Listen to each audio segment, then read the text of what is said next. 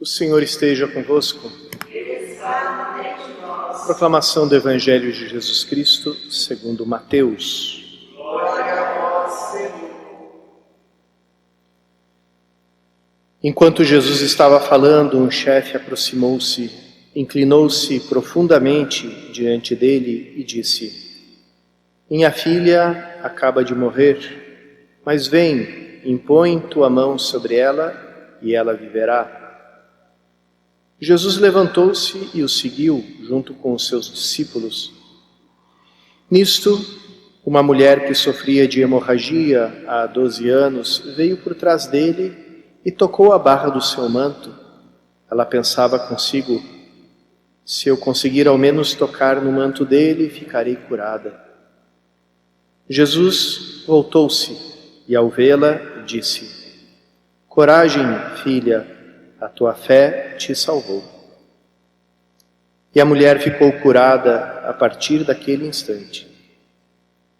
Chegando à casa do chefe, Jesus viu os tocadores de flauta e a multidão alvoroçada e disse: Retirai-vos, porque a menina não morreu, mas está dormindo. E começaram a caçoar dele. Quando a multidão foi afastada, Jesus entrou, tomou a menina pela mão e ela se levantou. Essa notícia espalhou-se por toda aquela região. Palavra da salvação. Glória a vós, Senhor.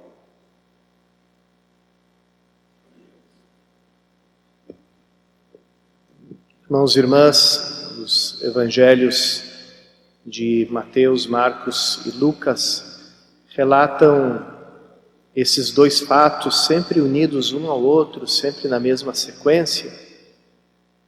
A ida de Jesus para a casa de Jairo, o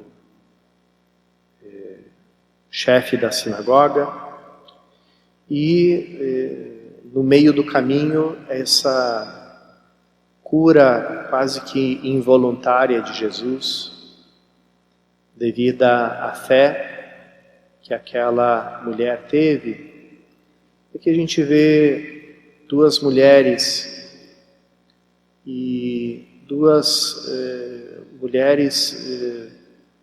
numa situação que a gente pode relacionar com o amor. A menina entrando na sua adolescência, ali termina a sua vida. Essa menina que Jesus nos outros evangelhos chama e é registrada aquele apelativo aramaico, Talita. Talita com menina, levanta-te. Então, uma menina, o Evangelho de Marcos diz que devia ter pelos seus 13 anos. No início da sua adolescência, o que nos faz lembrar muito essa profecia de Oséias que a gente escutou na primeira leitura, e que ela começa comparando o povo de Israel a uma menina também, uma mulher.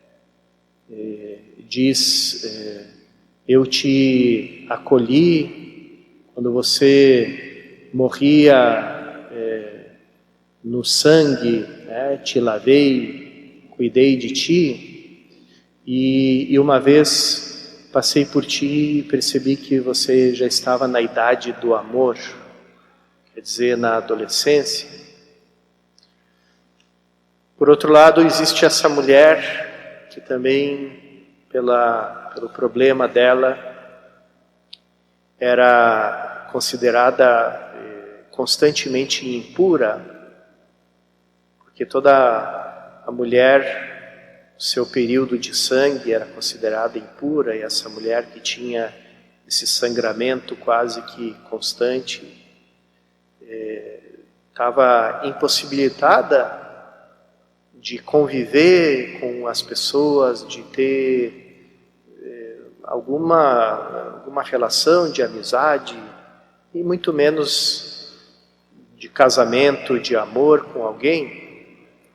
Então, Cristo aparece na vida delas como realmente aquele que que porta a vida ou que é a vida. Ele é a vida dessa menina que ele se recusa a dizer que ela morreu, porque toda aquela pessoa que entra em relação com Cristo não pode mais chamar a morte de morte, porque a morte foi vencida.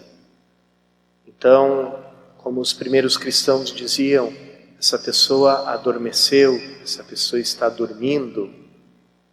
É dali que vem até a nossa palavra cemitério, né, que vem de koimen em grego, que quer dizer dormir. Então, o cemitério é um dormitório, né? O cemitério cristão é um lugar onde se dorme, não um lugar onde reina a morte, porque desde a ressurreição de Cristo a morte não reina mais. Então, é assim que Jesus se refere a essa menina, e os discípulos entendem que dali por diante não se pode mais falar de morte diante daquele que é a ressurreição e a vida.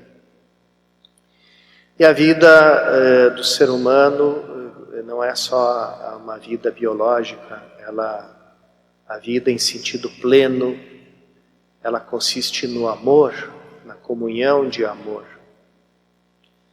E por isso Cristo também é a vida dessa hemorroíça, que tocou nele na fímbria do manto dele, os mantos daqueles homens que eram tidos como mestres da lei, como Jesus, rabi, mestre, assim chamam ele. Era um manto que tinha franjinhas, como aqui a nossa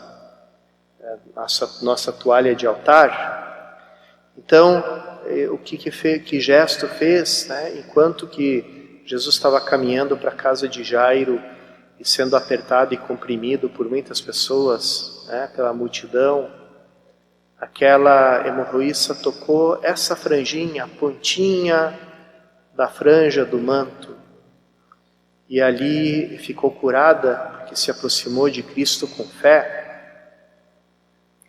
E Cristo era o mesmo para aqueles que estavam apertando e comprimindo ele no meio do caminho, é o mesmo para aqueles que não creram nele, é o mesmo para o pai daquela menina que foi ressuscitada, e é o mesmo para aquela mulher. Cada um recebe de Cristo segundo a sua fé, segundo a forma de se aproximar com Ele. É interessante, irmãos e irmãs, que a gente leu esse evangelho que não é o evangelho da memória da Santa Maria Gorete, é simplesmente o evangelho da segunda-feira da 14ª semana, mas tem uma relação tão grande, né, com a figura de Maria Gorete, uma menina que também estava entrando na idade do amor, também entrando na adolescência, e começou a ser assediada, perturbada por um rapaz que vivia no mesmo casario de agricultores pobres, como era a família de Maria Gorete, e ela se recusa a ceder a ele, depois é atacada por ele, como se recusa a ceder, recebe 14 golpes de um estilete que tinha por ali perto, e dentro de uns dias morre. Uma história que não é, como pode parecer à primeira vista, a história de qualquer menina que defendeu a sua virgindade no meio de um ataque, porque existia para Maria Gorete um motivo especial que fez ela lutar até o fim, e que ela repetiu muitas vezes para esse rapaz: Deus não quer isso, isso é pecado, isso ofende a Deus. Esse era o motivo que Maria Gorete tinha. Não queria pecar e não queria que aquele rapaz que era até amigo dela, ele não pecasse também. Quando essa menina agonizava, um sacerdote perguntou para ela: você é capaz de perdoar o rapaz que te fez isso?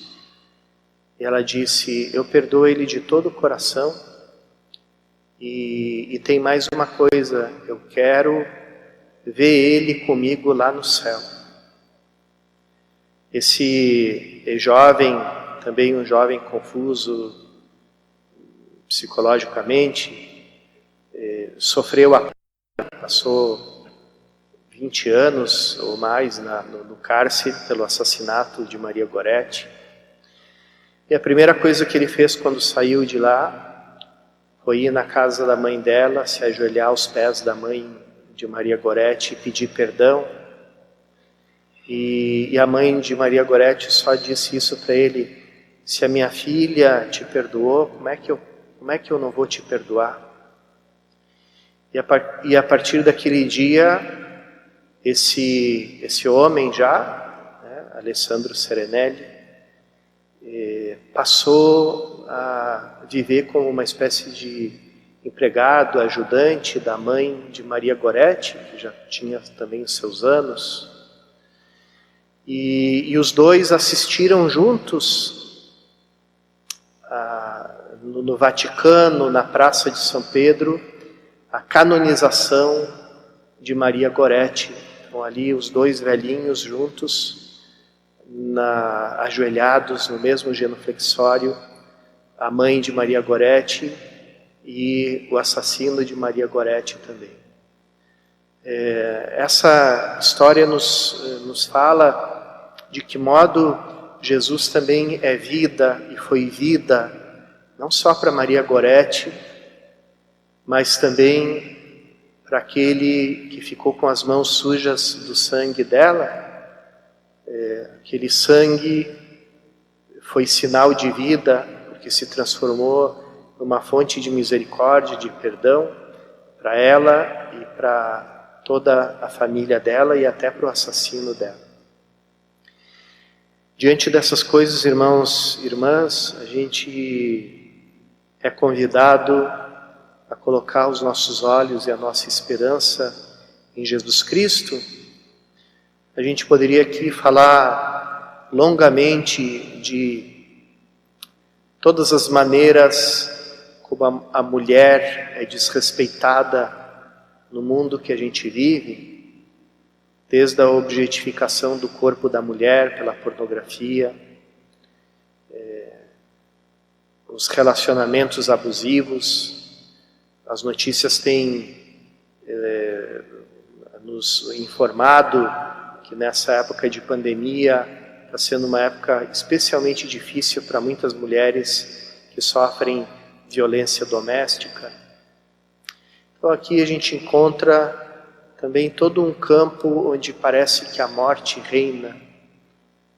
E é ali onde a gente tem que voltar os nossos olhos para Cristo com a nossa fé, pedir a Ele por todas essas mulheres que são tão exploradas, tão maltratadas, tão desrespeitadas na sua dignidade, e pedir por intercessão de Maria Goretti que elas encontrem em Cristo a fonte da sua vida, e que o nosso mundo escute e entenda que Cristo é a nossa vida, para a gente ser libertos de todas essas formas de morte, principalmente com relação à mulher, que nós vivemos no mundo de hoje.